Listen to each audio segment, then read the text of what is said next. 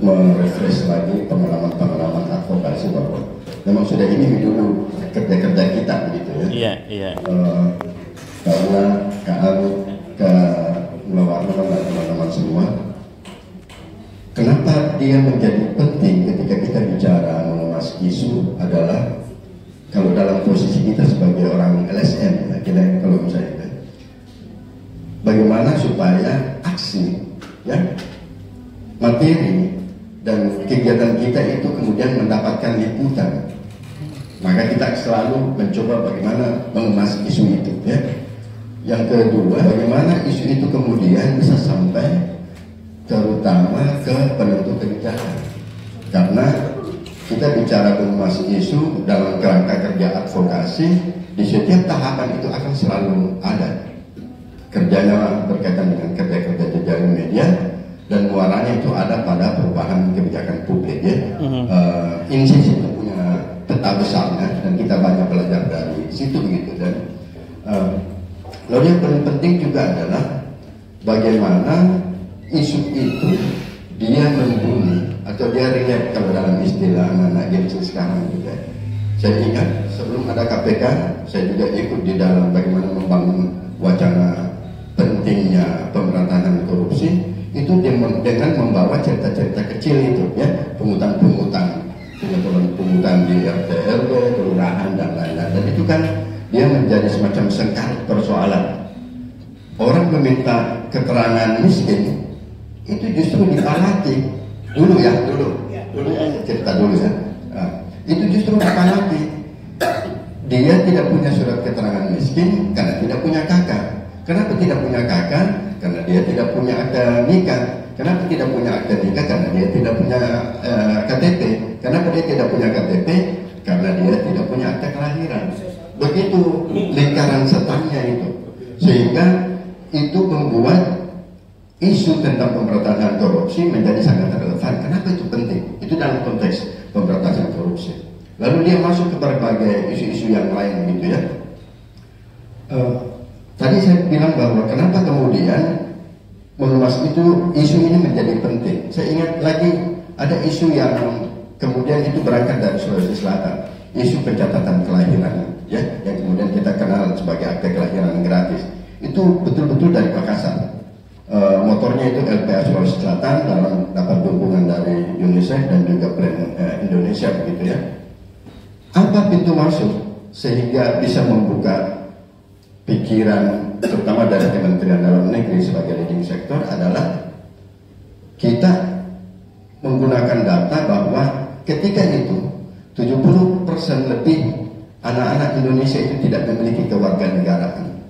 Jadi ini berkaitan dengan pengakuan negara pertama dan kemudian juga berkaitan dengan data statistik vital. Jadi perencanaan bagaimana imunisasi, penyediaan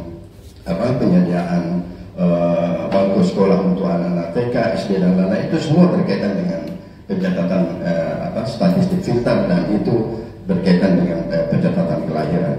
Nah, disinilah pentingnya kita bicara tentang bagaimana pentingnya mengemas isu.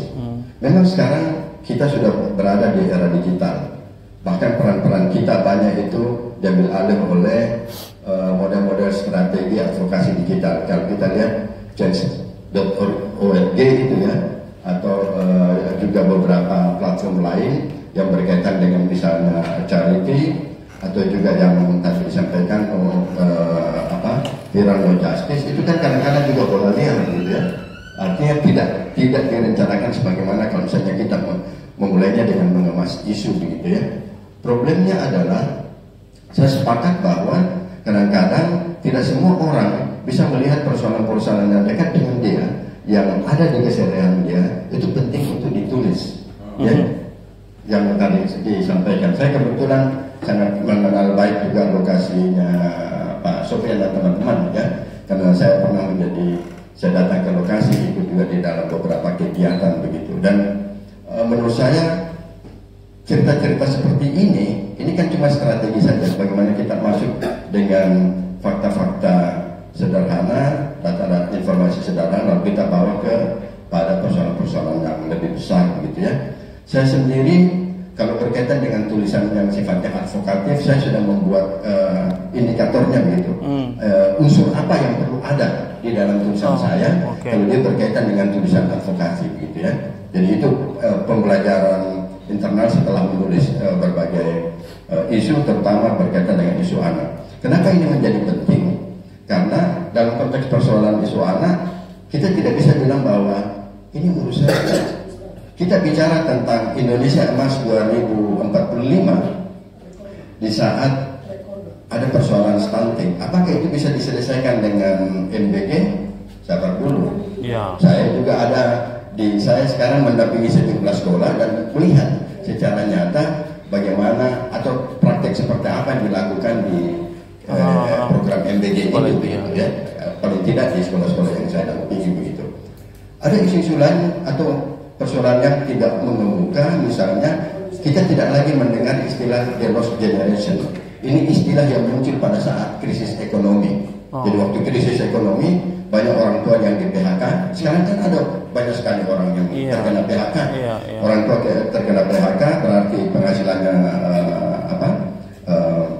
hilang, dan itu berarti dampaknya kepada anak-anak. Kalau kita belajar dari persoalan krisis ekonomi, ketika dia putus sekolah, dia bisa menjadi anak jalanan, pekerja anak, betul-betul pekerjaan untuk anak, prostitusi anak, dan persoalan-persoalan lain.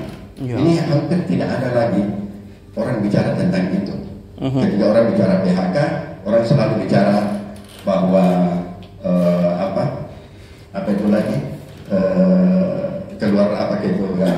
keluar negeri dulu, atau cabut saja dulu, atau karena perusahaan-perusahaan asing yang penanaman modal itu, investor itu dia memindahkan pabriknya ke luar. Tapi orang tidak bicara dampaknya terhadap anak-anak yang berkaitan dengan the lost generation.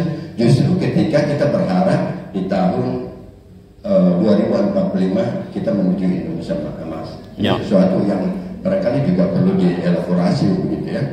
Yang penting juga menurut saya kalau yang berkaitan dengan tulisan-tulisan yang sifatnya advokatif itu, yang pertama tadi adalah ada data, kemudian ada ilustrasi kasus. Kenapa data perlu? Karena itu menggambarkan besaran persoalannya.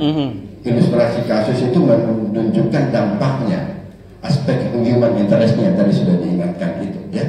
Apalagi kalau kita bicara isu HAM itu kan kita tidak bicara angka-angka, karena isu HAM satu orang pun juga itu menjadi penting. Aspek regulasinya, kajian-kajian regulasi kritis ini juga penting. Ada postingan yang sederhana tadi pagi ini disampaikan dan untung bahwa kita mau swasembada pangan, ketahanan pangan, tapi di saat bersamaan keran impor dibuka sebebas-bebasnya. Hal-hal yang sederhana, misalnya 2 hari yang lalu saya ngopi di kawasan Mawang. Dan saya ngobrol dengan teman-teman pegiat literasi di situ dan penerbit buku.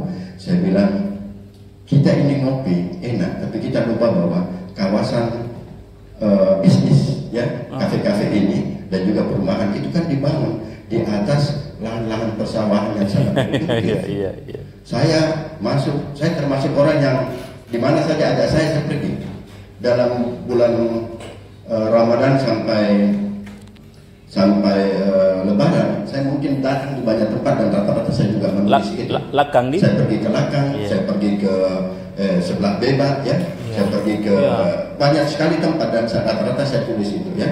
Nah, ini spirit juga sebenarnya yang saya mau mencontohkan kepada teman-teman pegiat literasi, bahwa Anda juga bisa menulis tentang kampung Anda, rumah Anda, situasi pedesaan dan lain-lain dengan kecemasan atau kekhawatiran yang mungkin juga saya rasakan begitu ya.